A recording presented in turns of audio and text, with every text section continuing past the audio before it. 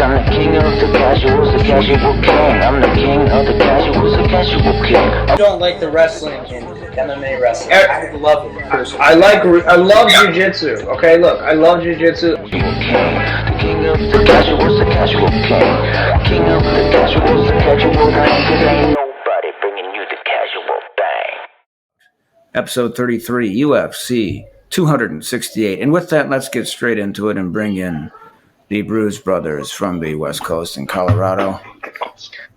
Hello, Jake. How are you? Hey, good. How we doing? Oh, doing awesome. Thank you. Hey, guys. Just trying to. Are we doing a podcast? Look at it's good old. It's Nately. How are you guys? Oh my goodness! It's very nice to see you great. both. Super excited. We got a freaking great card tonight. Has there ever been anything more, any card more exciting than this one?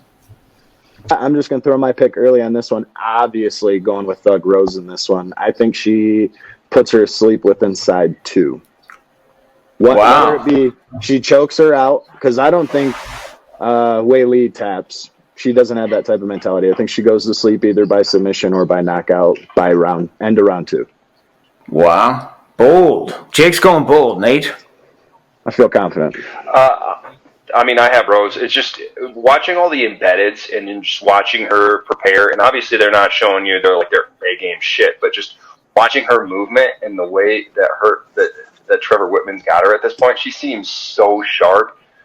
Like she stands out as somebody different when you have all these other professionals and you watch them in the embeddeds, and then you watch her movements and what she does. Like I think she wins. I don't know if it's going to be a decision or whatnot. Maybe she catches her with another kick or whatever. But I don't know. Rose seems like on a different level. And if you think back, like she hasn't really lost very much in the last several fights. She got powerbombed on her head in the fight she was winning. So to me, she's actually winning that fight. There has been for a couple of years. I'm gonna go 4th round submission, Rose Namajunas. All right, very specific. Very specific. Yeah, I think. I like it though. Well, it's she's got better jiu-jitsu, I think. I think she hurts her with something, and then instead of trying to ground and pound her out, she might finish her. Because she's been known to throw up some good submissions. Time ago, though. Recently, she's been more of a knockout artist. She hasn't had to show jiu-jitsu. Let's talk about Michael Chandler and Justin Gaethje. Two guys that really... Oh, my God. How are we starting out this card, huh? Let's get the fireworks out there. The one thing I'm worried about, though, is that the last 2 times that I thought, hey, we got a freaking a fireworks show, we got a major striking battle that's going to happen, I was severely disappointed, and I'm talking about Ngannou, Derek Lewis, and then and then Cyril Derek Lewis, because I thought that was just going to be another slugfest, but it ended up being Cyril Gane showing you how technical he is. So it gets me really worried when I think that it's going to be fireworks because, hey, that opponent also thinks it's going to be fireworks, and they're not trying to get hurt. Okay, so here's my counterpunch to that. I'm throwing a counterpunch and stealing something from Kurt DeVille, this guy that I watch. I think I told you guys about him. He's good. He does boxing stuff. And he's common sense. He's not like usually. A lot of the boxing channels to me seem to be very biased. But anyway, he seems fair and smart. Anyway, I think in this case, though, Justin Gaethje is crazy. And he's an absolute marauder no matter who he's fighting. Even with Khabib, he started out, he couldn't help what happened, but he hit him a few good times. And I think Michael Chandler is one and the same. So I don't know how you would get like a not explosive fight. They could wrestle. They could, but I think if they do, it will be because Chandler was able to do it. I disagree. Chandler's already said on multiple occasions that he is putting Gaethje out in the first round, that he's going to knock him out in the first round. Now, could that be a tactic to get Gaethje's defenses down when it comes to takedowns? Well, good luck. Good luck taking Gaethje down. Who's one of the only people that have been able to do it? And Khabib. I don't think either of them try to shoot because both of them have a killer game. I think Chandler on the ground is more dangerous. He has way more submissions. He can do a hell of a lot more. His jiu-jitsu game is a lot better. So I think Chandler's best bet is to make this a technically sound fight on the feet. Start peppering him, get his jab out early, make Gaethje come towards him. I think Chandler does better when people are scared to throw their techniques because Chandler's movement's so good and he's always moving around. You never know where he's going to be, so you end up wailing and throwing things and whiffing, and his movement is top notch. I love Gaethje. I'm a huge Gaethje fan. You end up wailing, zanging. Sorry, I had to. Right. Well, now, so are you picking Chandler? I love Gaethje. Love him to death. He lives here in Colorado. I think just the way that he holds himself up and he does things is great. I think Chandler's been in that championship mentality for so long, and this is a new thing for him being in the UFC, that it's only given him a more of a drive. I think Chandler takes this fight, and I think he does it within 3 rounds. I think Chandler has to take this fight because if he loses, it'll be the second long. He'll be 1-2 in the UFC, and he will be another quote unquote. I say this with quotes because I think there's great fighters in all the organizations, but he'll be another guy who couldn't hack it in the UFC. I don't know. I think about the people he's fought, right? I mean, his fights haven't been against top 15 guys. They've been against top 5 guys every single fight he's had in the UFC. And he was, in my opinion, winning the fight until he got caught by Oliveira. I mean, you get caught. Even he said it, but he's winning the fight. Just the way that he moves and his pace, and he throws things from funny angles. I mean, the guy, I love watching him in Bellator.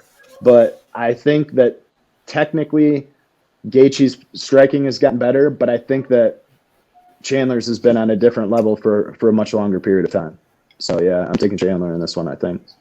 I'm pulling for Gaethje, so it's hard for me to say Michael Chandler. Like, I'm such a huge Trevor Whitman fan that I don't know. I don't know what it is about him. I guess we're going to see between Henry Hooft and Trevor Whitman who came up with a better game plan, because I think that's what it comes down to. And both of these guys are so high level, and they both can knock anybody out. So I think it's splitting hairs, to be honest, because I think they're both very technically sound. They have crazy paces, and they just put it on people. But I'm going to pull for the hometown guy. I think Gaethje will get knocked out first because somebody's getting knocked out. Yeah. I think they've talked about it so much that they both are just going to go out there and throw down, and whoever's left standing is. It could be either one of them. To touch on something Nate said, I mean, I think this fight is as much a fight of Gaethje Chandler as it is Whitman Hooft. Those two, in my eyes, right now are the 2 best striking coaches in the UFC. Look at Whitman has 3 people on this main card, 2 of which are championship fights. Yeah, they changed the card lineup because of him. So, that tells you everything you need to know. Or did they want fireworks in the beginning? Did they want fireworks? Well, maybe both. But I'm sure that he went and pleaded a case like, "Come on, man, I can't do 3 in a row." And right. You can do back-to-back, right? You can do 2 fights. You're used to doing 2 fights if you're a Trevor Whitman, somebody who's been coaching a long time. But have 3 high-profile fights, that adrenaline is going to be so up and down. Even the coach is going to get those adrenaline dumps. So he wants to be at his best, especially when it comes to those championship fights. So get that Chandler Gaethje fight out of the way. Have some time to have that bit of an adrenaline dump, gather yourself, and then really get back into it and get in the mindset. But when it comes to Rose, Pat Barry is her mental coach when it comes to in the ring. Right. I'm going to pick Justin Gaethje. Okay. I think I'm going to pick him because I think if he doesn't win, actually, this is a very important fight for both. Because either one fight. Because whoever wins gets to go probably fight soon for a title. Whoever loses is not going to fight for a title. If Gaethje beats Chandler, he fights for the title next. I can't even wait to get into that fight, by the way. Hold on. I'm not going there yet. Yeah, there's still another fight. I want to talk about Frankie Edgar. Fight. Edgar Cheeto. Yeah. I'll give you my pick first on this one. I'm going to go with Frankie Edgar because he has to win the fight. And he's not had the best of...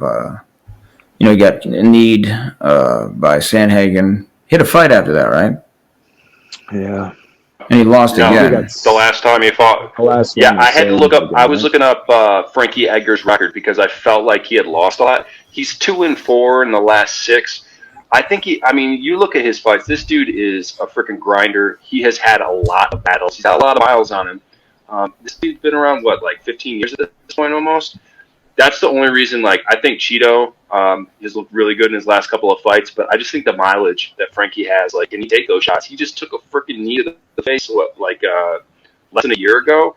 Yeah. So to me, the mileage, the damage that he's taken, I love Frankie, dude. He's one of my favorite from way back in the day. He's a pioneer of the sport, but I mean, everybody's time comes in MMA, and that damage it adds up. And everybody talks about, you know what, you leave a little piece of yourself in that octagon, and he's left a lot of himself in there. So Absolutely. to me, That's why we all love him, though. Yeah, exactly. But that train comes to an end, and you saw it with Chuck Liddell. You've seen it with so many guys, and I don't know. Yeah, and I don't know if this is the last fight for Frankie, but I mean, you can't continue to get KO'd in this sport and expect you to run for very long. Yeah. All right. So fair enough. Who do you got, Nate? I'm going with Cheeto. It would be great if he said, "Well, I got Frankie." After he just completely shit all over Frankie Edgar's career. I just gave fats. I know. It's kind of like when I talk about, like, well, I haven't talked about Hamzat Chimaev because Colby Covington did it for me, but, you know. I'm just going to throw the pick out first and then say why. Cheeto, and I think it happens fairly quickly.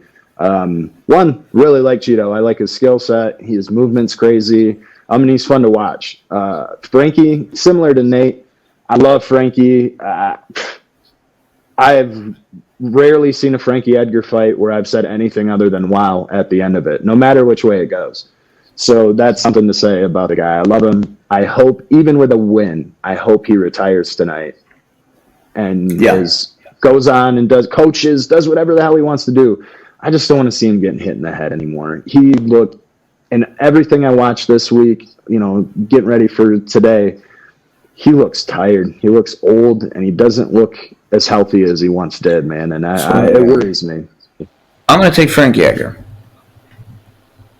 I think he's going to... no, I think he can... I mean, I saw what he did. It wasn't that long ago against Rodriguez. Yair Rodriguez. And Yair Rodriguez is a freaking killer. Kamaru Usman versus Colby Covington. I'm so excited to see the rematch. Kamaru is in another realm right now. I think Colby's got something for him still. I think it's a battle, but I think it's a 3-round battle, and I think Kamaru beats him in 3. All right, knockout or yeah, knockout. Right. Knockout Nate? TKO. No. I think Usman does it again, and Colby's been talking about. He was the one who started the Marty Usman thing, and since then he's knocked out 2 fighters.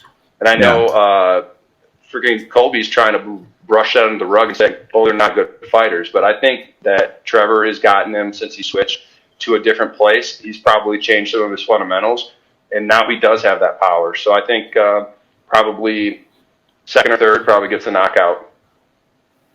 I'm going to make a bold prediction. I'm going to say Kamaru Usman in 1. First round knockout. Ooh. I think he's going to tag him with a jab. Yeah, I think he's going to tag Colby with a jab.